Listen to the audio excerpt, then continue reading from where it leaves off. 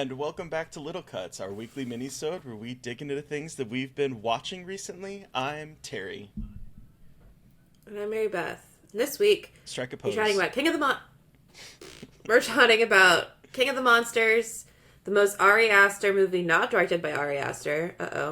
Melodrama perfection and terrifying Australian found footage. Yes, and just an announcement because I guess this is our second December episode, isn't it? But Patreon is back open, so if you want to help support us, you can now. We've been talking about it, even though we've had it locked down because it's been hard to get back into the swing of things with schedules and stuff. But we are back. You could be watching our beautiful faces right now, and see that I am actually trying to Vogue, and I did not get that gene. See Mary Beth's really cool shirt. It is a really cool shirt. She's a big, muscly anime girl. Can you scooch over? She's really cute. I can't see you. Oh yeah, sorry. She is really cute. And it says Big Milk. Big Milk. As the most anime thing. Yep. It's just this incredible artist, original content, and I love her dearly because she just makes weird, giant anime chicks that are really muscular, and it's very good. Hell yeah. You are giving, comfy vibes right now, I have to say. Mm-hmm. I love it. Yeah, rocking my beanie, my kafaya, Free Palestine, and yeah. So, yeah, we're cozy, we're comfy, it's cold, I'm tired, I just want to drink soup. So I don't blame you at all. It's soup season, bitch. Soup season. It's always soup season for me though. I love soup. I will have soup. Yeah, it's same, but it's now I can make it more often because it's Steve will eat it and he's like, "Oh, yeah. It's an appropriate time to eat soup." And I'm like, "It's always an appropriate time to eat soup." Always. I love soup. Anyway. All right. So let's start off with The King of the Monsters. What did we both watch?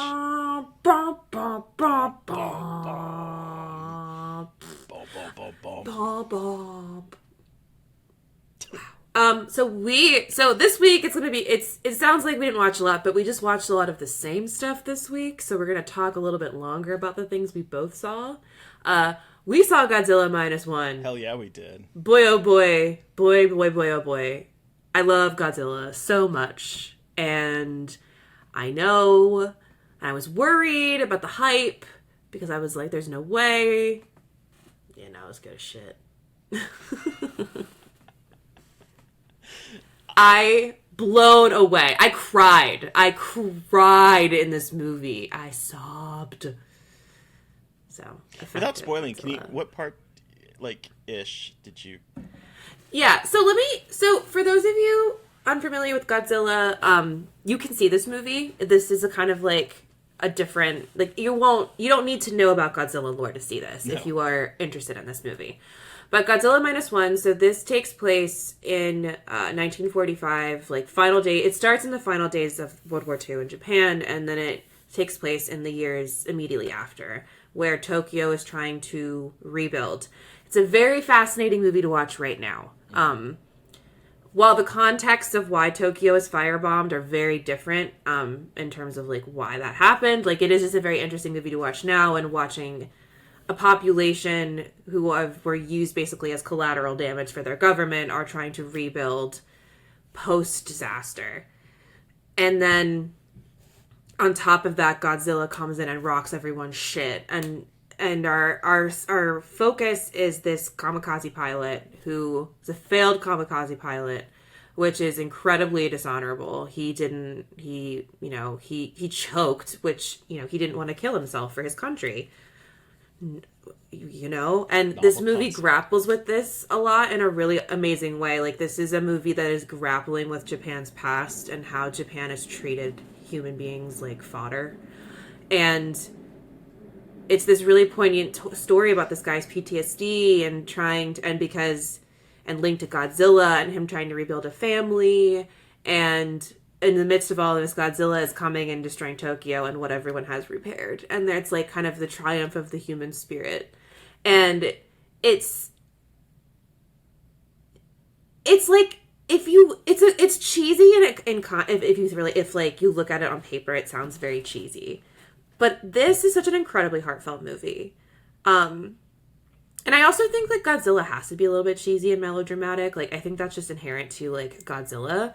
But this movie I think has like the comparison a lot of Shin Godzilla, which was Hideki Anno from 2016. And which I still these movies are very different. These two movies are very different. In a good way. And I think there's a lot of comparison because those are the two most recent like Japanese Godzilla movies that I think are much better than the American ones. No shade to the American ones. I think they have their merit, but they're more campy, which is fine, but I like these serious takes on Godzilla. And this one was a very much about like brotherhood and friendship in a way that I was obsessed with. Like I was obsessed with the camaraderie between these men and not having it be and like looking at men and as friends and like the power of friendship. And we don't get a lot of that with like male friendship and positive male relationships, and this movie like delivers that in a really awesome way. And also just like this Godzilla is scary as shit. Like I was scared in this movie of Godzilla. Yep. And this design is incredible. They take a lot from the Heisei era, I believe it is. Which is there's like different eras of Godzilla. Yeah, the Heisei era, which was like in the 80s. And that like his eyes, like the way his eyes look, like very colorful and big, like that's pulling from that era of Godzilla. And they just make him so scary. Like his laser is like his atomic breath, which is always my favorite to see how people interpret the Godzilla's atomic breath, because that's like the iconic thing. Insane in here. And it's just like you can feel the stakes in this movie so well, and how scary Godzilla is and how like much of a threat he is. And it rocked. It fucking rocked. Yeah. So in chat, Kate is saying that this was her real, in quotations, Godzilla movie because for her the American ones don't count. And this is the kind of similar to me. I think I have seen the original Godzilla when I was a kid, but I'm not, because I wasn't there like two cuts, like the American cut of the original Godzilla, and then or am I making this up? No. There's two.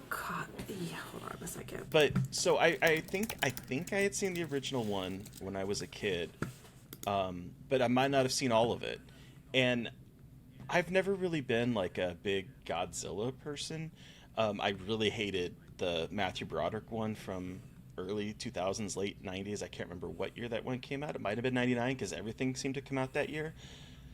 And I didn't care for that one. I appreciated the size and the way that Gareth Evans filmed the 2014 Godzilla, because he really, I think, focused on a human level view of Godzilla, but the movie as a whole didn't 100% work for me. 1998, Kate says. Yep. Matthew Broderick, 1998. Okay, that makes sense. But like I've never been a huge fan, but this year has been like a year that I've been like gung-ho Godzilla. Like I really like Legacy Monster, which is only tangentially related to Godzilla. It's good. I started it. Did you? Oh, I love it. It's I'm so into it. And so pulpy. I'm not caught up, but we started watching it. It's so pulpy and fun. Like it feels like it's like it's India, like you said, it's Indiana Jones with monsters. Like I'm very into it. It's so fun. It's so fun. And so I watched that, and then I was like, I'm very excited to see Godzilla Minus One because the creature design looked fantastic. I loved the shots I was seeing. So I was very excited, and this is I want to say this is my first like real Godzilla movie as well, as someone that can appreciate the film. And I really enjoyed this one. I didn't get as like in my feels as a lot of people online did. I didn't cry in this movie. But it still like was really working for me with the way in which it was tackling the giant scar that World War II has left in Japan. But I appreciated that it was focusing on the fact that these people were just kind of left aside and used as pawns for for the government, really. And this movie does a lot of dissection in that regard. And I really appreciated that. I thought it was very interesting, and I thought it was tackling things because there's been a lot of movies that are about World War II, and I thought this was an interesting way to take it in a way that is both anti-establishment, but also about the strain that this war has left on people, and the fact that it's really hard to move on from that. And I like the way that Godzilla represented that kind of trauma that continued to destroy and kind of metaphorically destroy, the conscious lives of the Japanese people. Yeah. And so I really like that, and I love some of the little details, like the fact that when Godzilla would shoot the atomic breath, it was like singeing his face. Like it shows the raw power of his breath in a way that I don't think I've seen as awe-inspiring as I have in other Godzilla movies. You need to watch Shin Godzilla. I know I do. I really do. I really want to watch that. It's very different, but you'll have it. It's a pretty big. Just watch it. I really need the atomic breath. I want to watch it. This is like this. I know. As what always happens with me, the times when I want to hyperfixate on something is when there's a million things pulling at my attention, like FYC screeners and all that kind of stuff. So I have not had a chance to sit down and watch it, but I am dying to see it now. Yeah. It's Godzilla Minus One and Shin Godzilla are very, very, very good interpretations of Godzilla. And I think the reason is because they're Japanese. I think Godzilla is such a uniquely Japanese story. Mm-hmm. It's all about Japan trying to cope with the trauma of the nuclear bomb and nuclear testing and how that affected the citizens of Japan, and how Japan kind of put themselves in that situation with World War II. And it's complicated, and I don't think you can have Godzilla. And look, I get it. A lot of Godzilla later on is silly, but it's still that core of and a lot of these movies do kind of poke fun at Shin Godzilla's full-on satire of bureaucracy in Japan and how that they don't care about the citizens. And Japan, it's just Godzilla is just such a Japanese thing that it's hard to translate here, to the States. It doesn't have, the stakes aren't as high. Right. And I know that, and if you're not a Godzilla person, that might sound silly. It's oh, well, they're monsters, destroying stuff. But it's that linking to the nuclear power and how Godzilla is such a symbol of Japanese trauma, kind of, if you really want to get serious about it. It's a massive symbol for a national trauma. So when you don't have that same national trauma, it just doesn't have as much of an impact like the Cloverfield monster does, because that's so 9/11, to have a very, very not different, but the kind of only comparison I can currently draw is these monsters are so conjuring of these certain images, and here with Godzilla, it's still conjuring that image, but that image that we're familiar with without the cultural context. It's very interesting. Well, and I was immediately, as you were talking, I was trying to think what would be an American, and I wasn't even thinking about Cloverfield, which absolutely 100% a very American monster. But then I was also thinking, taking it back to not giant monsters, but the monsters in Texas Chainsaw Massacre is an inherently United States feel. Yes, there are cannibals. We can do stuff about cannibalism. We can do stuff about horrific, that kind of stuff. But what Texas Chainsaw Massacre is about is an inherently American movie. And so I think that there is definitely there's a cultural ownership to these different kinds of creatures that when other people, they might get the spectacle, they might get the effects, they might get the creature, they might get the human level, but they're not going to be able to tell the same kind of story. So I agree 100%. Yeah. That's not to say that I'm not excited for Godzilla X Kong, which is a hilarious title. Look, I know that I'm going to get stoned and see it in the movie theater, and it's going to be it's going to be fun. Yeah. it looks like they might be going in like a sillier direction. And I love the silly Godzilla movies. So, but I don't know if they know they're silly is my kind of concern. You know what I mean? Like, Yeah. it's silly, but do they know it's But do silly? they know?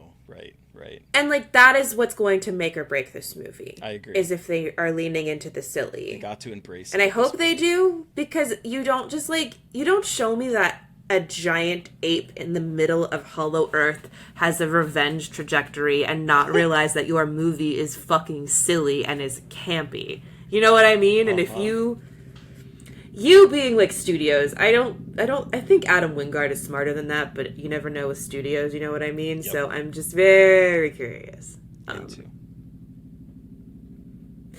But, so if you're listening to this, Kate, your message reminds me, if you're listening to this on Friday, December 8th, they've extended a week. Toho has extended Godzilla Minus One's theatrical run because of how well it's done in theaters in the States. So see it. Go see it in theaters. If Godzilla movies are meant to be seen in theaters, there's a scene that's like a Jaws, is like Jaws, but with fucking Godzilla.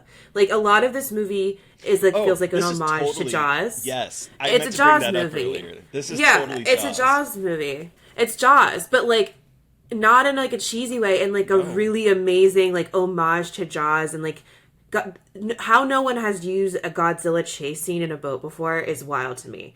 It's so good. And like, this is what I think I love about this movie too. I'm sorry, I keep going back to it. They're always in close proximity, Godzilla. He's not far away. Like, they're always like up in his shit. And I feel like that raises the stakes even more. Like, you can really feel like he's there. Right. And because a lot of the time they keep them at a distance. Like, oh, there's a big scary monster. Look how big they are. But here, they're not afraid to get up close. And I love that, because that gives you even more of a sense of how big this creature is compared to like a boat and a person. Yeah. I agree. So go see it, guys. Like, it's so good. You don't have to be a Godzilla person to enjoy it. Nope. I'm not. Yeah, it's a little cheesy, but that's fine because it's Godzilla. It's the triumph of the human spirit. Like, it's good. Go see it in theaters. Please and thank you. Sleeper hit of one of the best movies of the year coming in. Sweeping in. Carter! Oh my god, 4D. Carter! Did you see it in Japan? Because Steve and I were going to see it in Japan, but we could not find any place that had English subtitles. And, Moving seats? Holy shit. But we were going to see it in Japan, but we couldn't find anything that had, like, subtitles. And I'm really glad we didn't just do it, because we would have missed out a lot of important context if we, like, had not had the subtitles. So as much as it would have been cool to see it in Japan, I think it was the move to not just see it. Godzilla breath? Oh shit, that's cool. Godzilla breath with water spraying, Carter says. Oh my god.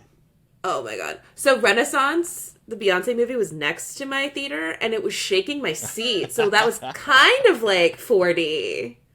I was like, is there an earthquake going on? No, it was fucking Beyonce. And like the people dancing, I was like, I just want to watch my Godzilla movie in peace. That's amazing. Well, anyway, see Godzilla Minus One. It's really fucking good, and more movies like this should be made. This was made for $15 million, apparently, which is very expensive in Japan. But here, that ain't shit. So support movies like that. Hell yeah. Even that's not even an indie, but I don't know. What does indie even fucking mean anymore? Anyway, that's a discussion for another time. It really is. But what I want to hear about is the most Ari Aster movie not directed by Ari Aster, and that could mean like 65 different things. So I'm just like, I'm ready. I'm ready. Well, this is a movie that apparently, according to the internet, Ari Aster almost directed, but he ended up producing it instead. And it is, as Kate mentions in chat, yes. Dream scenario. Which is like, okay, so Nicolas Cage is stunning in this movie. He is so fucking good in this movie. I loved him in this movie. Although I will say that it was wigging me out because he looked the spitting image of my father in like early, like 20 years younger than my dad is right now. But like my dad had that hairstyle. He wore the glasses. He looked just like my dad, and it was wigging me out to the point that I sent a picture to my brother and was like, "Who is this?" And he's like, "Oh my God, is that dad?" Like it is. It looks like him. It was wigging me out. Oh, that's fucking wild. But Dream Scenario, in case you're not familiar with it, listeners, is the movie is about Is the movie. is the movie. Dream Scenario is the movie. It is about Nicolas Cage's Paul Matthews, who is an evolutionary biology instructor at a school. And when the movie opens, his daughter is telling him about this weird dream she had about him where she was like floating up into the sky and he was just standing there and not doing anything to help. And he's like, well, that's weird. I hope you don't think of that of me in real life. And he starts going on his way at school, and people just start staring at him weird. There's whispering in class. And he comes to find out that other people are dreaming about him. People he doesn't really know. And then it starts to like progress, and he becomes sort of a meme where people have like, they think they know him because they are seeing him in his dreams, and he's always just sort of standing there nonchalantly watching things occur. And as he starts to like gain influence in terms of people wanting to photograph him, of wanting to film him and put him on social media, the dreams start to take kind of a sinister turn, and it upsets his entire life. And that's putting it mildly. Obviously, like, this was giving me Nightmare on Elm Street vibes to the point that, of course, the film even mentions those vibes. And there's the image floating around the internet of him wearing this glove with, like, knives on it. So, like, the film is very much aware of what we're playing with. But it does so in such an intriguing way that I really enjoyed. I enjoyed the dream sequences, but I also enjoyed what it was sort of doing in terms of, like, how people don't really own themselves once they get on the internet, because he doesn't have any control over how people perceive him, and it just starts to spiral out of control. And I thought that was really fascinating. I will say there's some things in the third act where like it tries to add in some like capitalism things, and I'm like, that it felt like a very small detour that was unappetizing and not fully explored in a way, which would have led to an additional movie almost with what they could have done with it. But that aside, I thought this was a really fascinating look at a trajectory of someone that becomes a meme or that becomes part of our cultural landscape in ways that he can't control. And I thought it was really interesting in that regard. Yeah, I really like this movie. I don't like how it ends, and I think that they let him off a little bit too easy. I think absolutely. there's a little bit too, like, see what happens when when a white man is canceled, like, you ruin his life. And, like, it's more nuanced than that, obviously. Like, I know, and it's having a lot of really interesting conversations. It's Christopher Borgli is the director. I haven't seen Sick of Myself, which is his other movie that people have seen, but I know people really like it. And, like, this is his sense of humor, very, like, dry, satirical, like, humans are fucking wild in their behavior and how they act and in these like, wild scenarios. And I do think they handle it really well. There's like some parts of it where I'm just like, I don't know. I think we're letting this dude off a little easy. I think we're being a little like, I don't think I'm in the mood to be sympathetic towards a man like that sympathetic. I don't know. Like, that's just my experience with it. And I think like my experience with it was a little bit like, okay, I like it, but I'm not quite sure what this movie is trying to say. And that's kind of where I was at with it for a bit. Okay. Yeah, I didn't really get that. Like, there's a couple moments that I was like, I'm not sure if that's what you want to say. But, like, for the most part, I thought it was fascinating to see sort of the way in which, I mean, it's the if you live long enough, you're going to find yourself become the villain, right? And so he starts off being just an evolutionary professor. Like, there's nothing to him. He is Yeah. someone that fades in the crowd, and then he becomes internet famous, and then it just sort of charts the trajectory of his eventual downfall. And I thought that was interesting.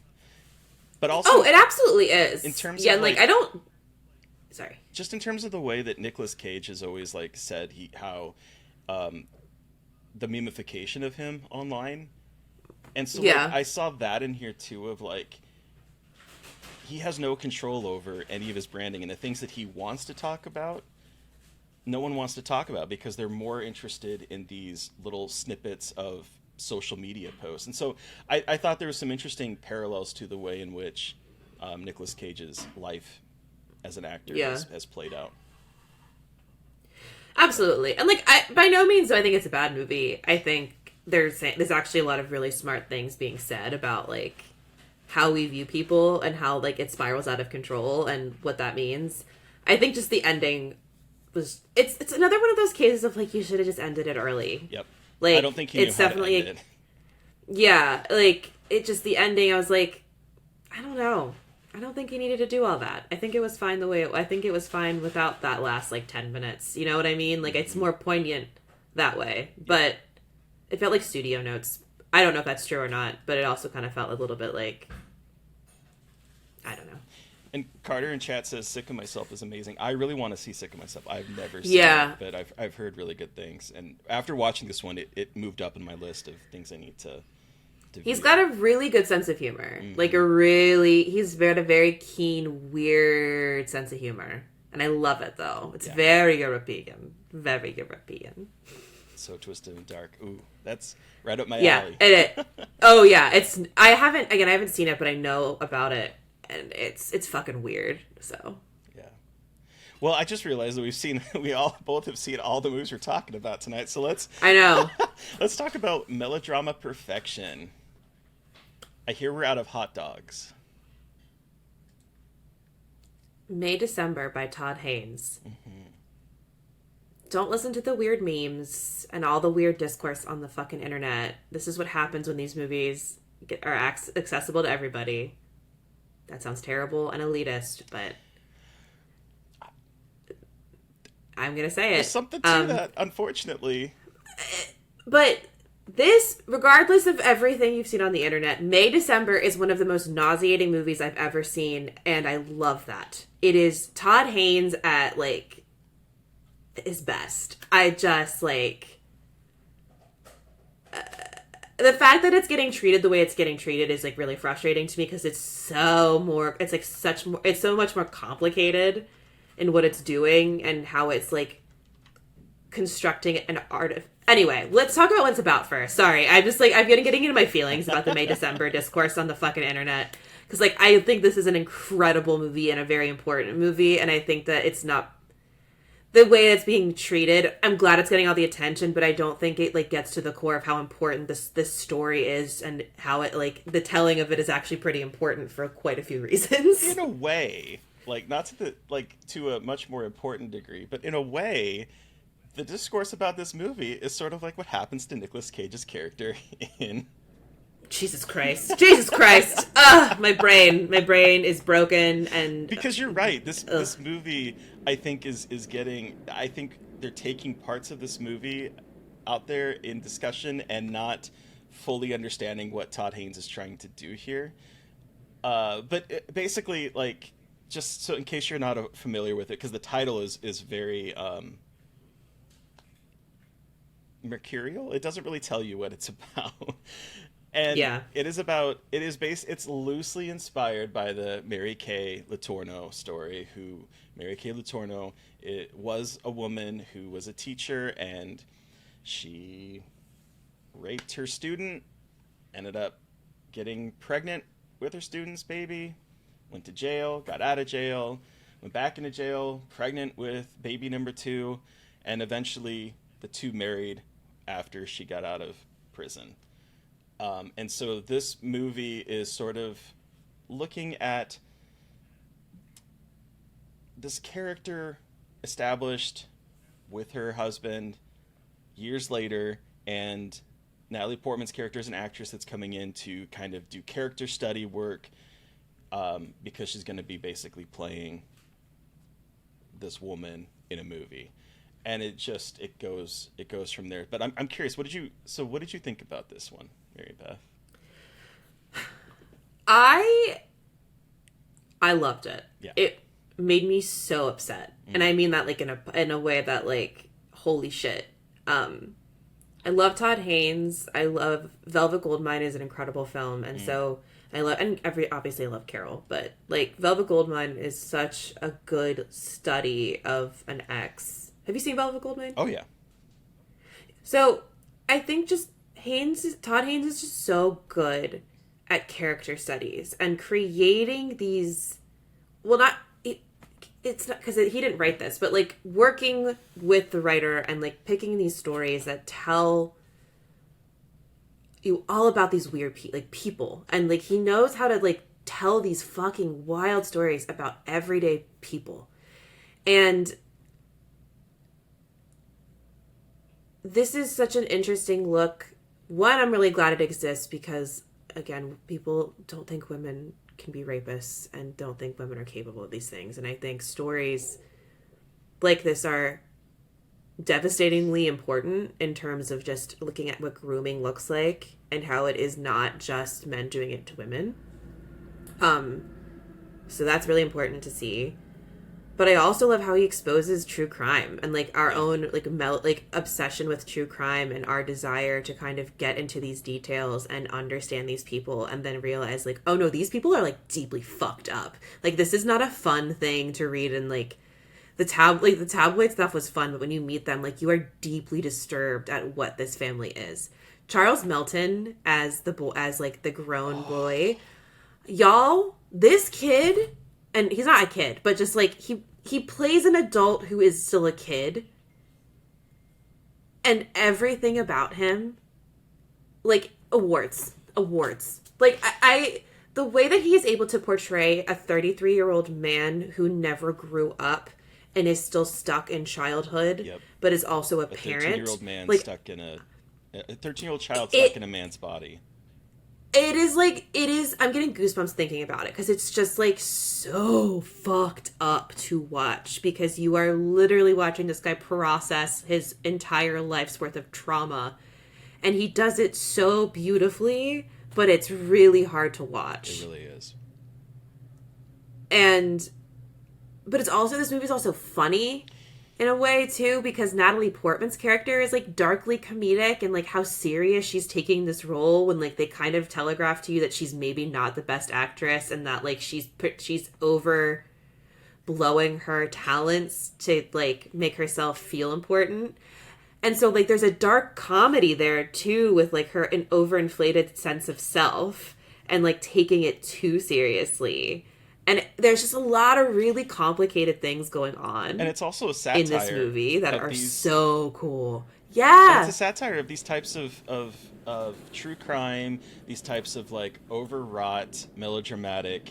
I mean, I hate to use the word Lifetime because that feels disparaging, but like that type of film where it's like the quick zooms that we have here with the over the top score is just perfection. And I think that might be where like people are struggling because the film doesn't really give you anything to latch onto. We have satire, which is very broad humor that we're seeing here with like the camera zooms and the overwrought score and some of the things like the fact that we're zooming in on Julianne Moore and it seems like it's going to be a serious moment and she's like, I don't think we have enough hot dogs, and then it cuts to the next scene and there is nothing but hot dogs, like it's 4 million hot dogs, so many hot dogs.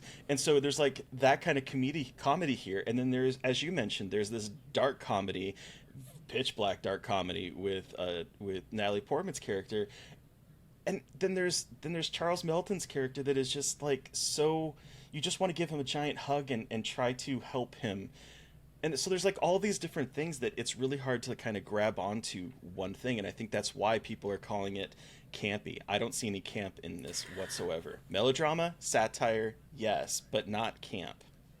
So thank you for saying this because I was going to bring this up because I think people conflate melodrama and camp a lot. Absolutely. Because I do think that they can overlap, but Absolutely. they are very different. Yes. This is trying it's co-op, it's using melodrama and like expectations, a little bit of camp aesthetics to draw your eye to the fact that this is all just a fucked up artifice. Mm-hmm. And everything is a facade. And the music, like, I love that the movie like constantly is destabilizing you about like what you're supposed to be feeling and thinking. And I love that because it's never letting you get comfortable and like your expectations.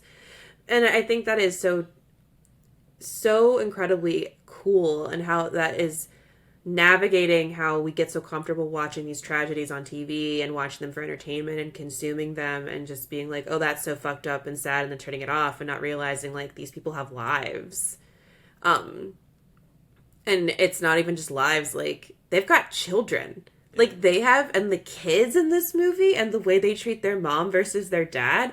Talk about wanting, like, there are scenes where Julianne Moore, the way she talks, because she plays like the rapist, the way she speaks to her fucking children about like, you're so brave for showing your arms like that. Comment. I was like, well, I have heard things like that before. But that's why it's like that. And someone made this comment online, and I cannot for the fucking life remember who tweeted it, but was like, nothing was more shocking when I started having white friends, like learning how much contempt white moms have for their daughters. And I'm like, ah! And May December captures that so fucking well. It's so wild. Yeah. But yeah, so that's May December. It's on Netflix. So if you want to experience one of the best movies of the year, but also one of the most heartbreaking, check it out on Netflix. And again, it is too complicated of a movie for this many people to have access to it. I'm so sorry to say that. I know that's so shitty, but this is not a movie to be memed. Netflix is memeing it. I mean, like, look, he's so hot. I'm like, Charles Milton is literally a fucking, like, sexual assault survivor, like, trapped in a... I was just like, we can't meme this movie. And, like, I know that I shouldn't be complaining that art like this is getting attention, but sometimes attention is bad. Oh, God, I sound like such a dick. I'm sorry, but... C'est la vie. C'est la vie. But let's take a very different turn to talk about our found footage movie of the week, which is our terrifying found footage film from Australia that Terry watched for the first time. Terry, what did we watch? We watched The Tunnel, which is an Australian movie from 2011. I believe, I know you know more about the history of it. I believe this one was just released onto BitTorrent. It was just like torrented? So what? Yeah, so it was torrented, and they sold every frame of the movie to fund it, and then they just like released it. It was like prototype NFT. Okay. They sold every frame of the movie. Huh. Yeah. That's weird. And then they just like put it on BitTorrent, and someone put it on YouTube, and that's the way it was out for ever until like I think either this year or like late last year. Yeah, probably very recently. It's very, very recently, and it's because I watched a shitty version on YouTube, and like when I saw it at Unnamed Footage Festival, like on the big screen, I was like, well, that makes a difference. Yeah, and I really wish I could have stayed for it. I wanted to watch that and the documentary of the making of this, which I guess the Umbrella Blu-ray copy of this movie, which is all region, has that documentary on it, and I really wanted to order that Blu-ray to watch it. But okay, so The Tunnel is about it's presented as a documentary-ish about an investigative journalist who has there's a cover-up story that is going on because Australia has planned at one point to use abandoned train tunnels deep within the heart of Sydney to like become a water recycling thing to help solve drought and climate change issues for Australia. And then it just doesn't seem to go anywhere. And so she's like investigating it. She's hearing reports of like weird things happening in the tunnels, and so she gets her team to go down into the tunnels, the titular tunnel, and figure out what is going on, and then mayhem ensues. What'd you think? What'd you think? What'd you think? I really liked it. I want that out here first, but what I did realize is I'm not sure that this format works for me. Really? Okay. The format Like the of, like the pseudo documentary framing, like with Hell House and like Mungo. yes and no. So I don't, because like I was trying to figure out what about it, and I think it's because this is not a documentary about like, hey, we found this footage and we're trying to investigate it. It is like, we know that these two people survived, and that really cut the tension for me, because I immediately knew that those two were going to survive. The other two that hadn't shown up in the documentary were probably dead. And so I think the fact that we are following this woman and she is relating the facts of it gives me more of a distance than some found footage movies make me have. Does that make sense? Like, I felt more No, I distant get that. to this. Yeah. That's fair. Okay. Yeah. And so that aspect of it was not jiving for me very well. Okay. But I think that's just a structural thing that I just don't think it works for me, because my mind is too much on the plot. And I'm like to the point where I'm like, okay, I know these two are going to survive. I know the other two aren't. Let's get to that, instead of just appreciating what was in front of me.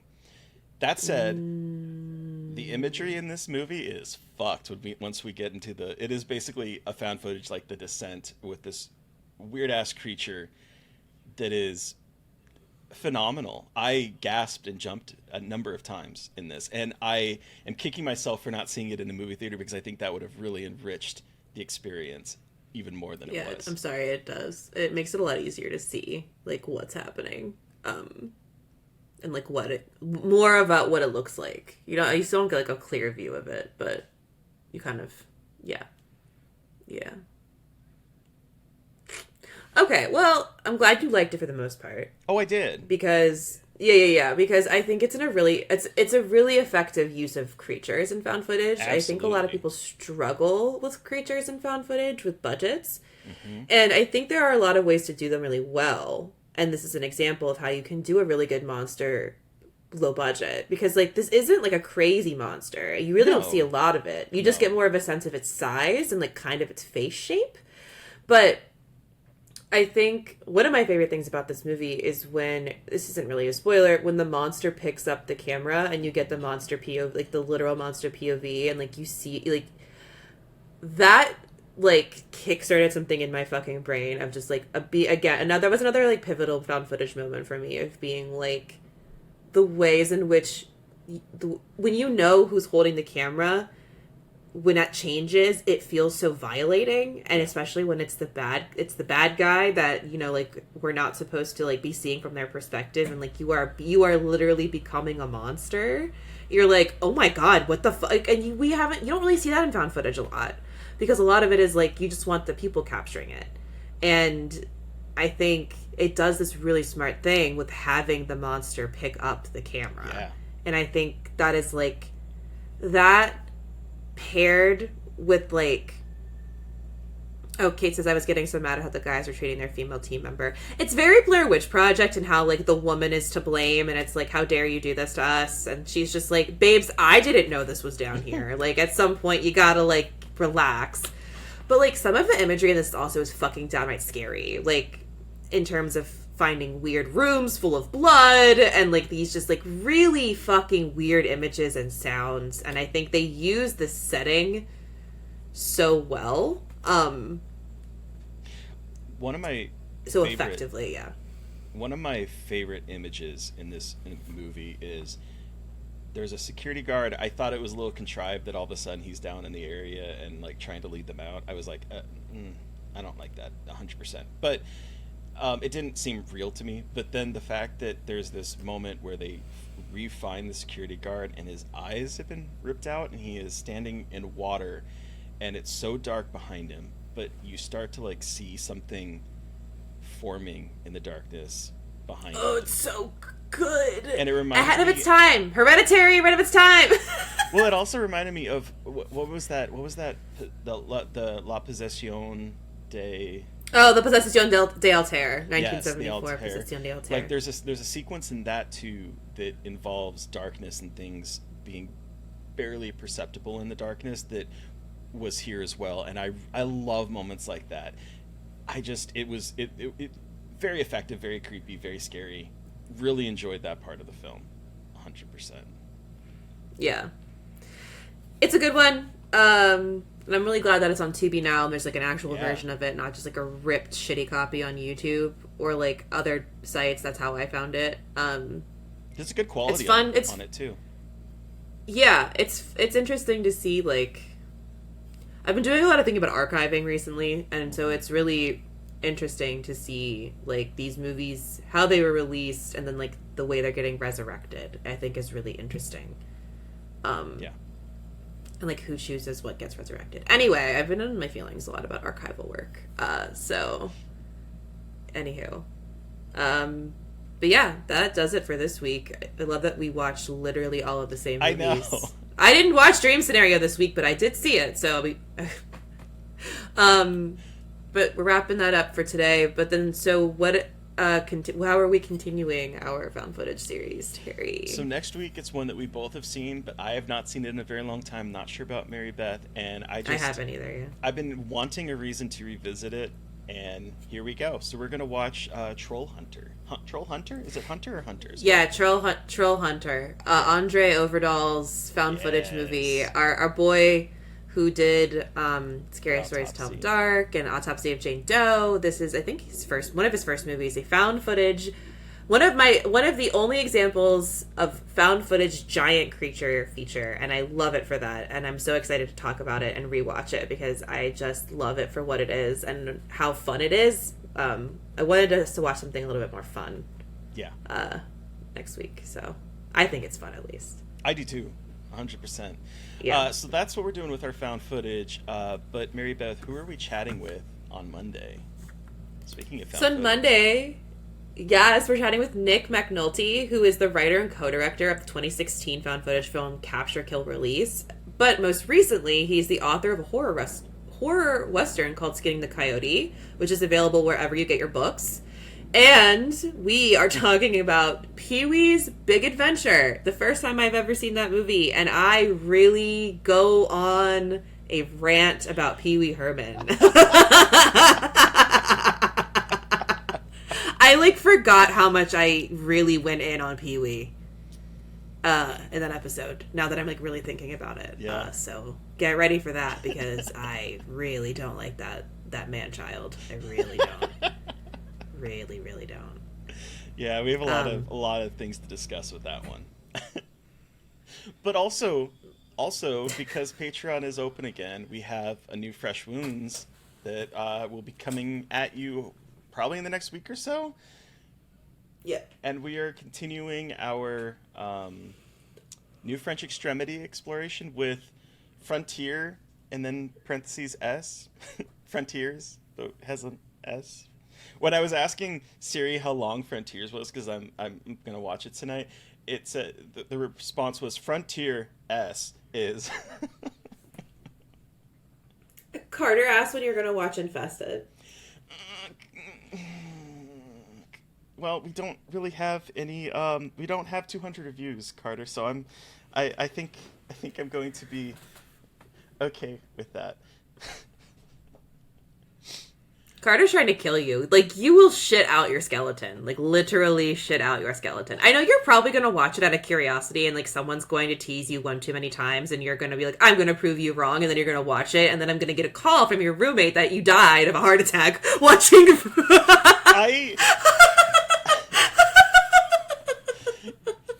Okay, live stream watch. I will need people there with me to watch this. That's true. I will fly out to hang out with Terry to watch Infested. I will do that. Mostly because I want an excuse to hang out with you in person again, and I will use your terror as my motivation.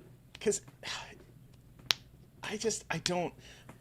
for those who don't know, Infested is we've talked about it on Little Cuts, or Mary Beth talked about it on Little Cuts out of, what was it? Was it Fantastic Fest? I can't remember. Yeah, I think it was Fantastic Fest. Yeah. Spiders in a building. Horrifying. Wreck meets spiders. It's arachnophobia, but like 10 times worse because it's not like funny at all and like not fun. But it's gonna shit. But it would make Terry die. Yeah. So we're gonna have him watch it when it comes out. On that note, everybody, you've heard from us. We want to hear from you. Did you watch anything that we watched this week and have thoughts? Do you have suggestions for movies we should be talking about? Send us an email at scarredforlifepodcast@gmail.com, or you can reach out to us directly on Twitter / all other social medias. On Twitter, I am at MB and on Instagram, I am at MB.McAndrews. I don't use Blue Sky. I'm giving up on that, so. And I'm McGaylee Dreadful everywhere. I can't be asked. I say that now. Who the fuck knows? Whatever. And then don't forget to keep the conversation going with us on their other social media accounts for the actual podcast. We are at Scarred Podcast on Twitter and at Scarred for Life Podcast on Instagram and Blue Sky. And please don't forget to review, rate, and subscribe. And like we said, if you want to help support us, our Patreon is back open, thankfully. We are back, baby. Thank you to Eric Power for our artwork. Thank you to Sean Keller for our music. Thank you, everyone, for listening. Please stay safe out there. But most importantly, stay creepy. And until next time.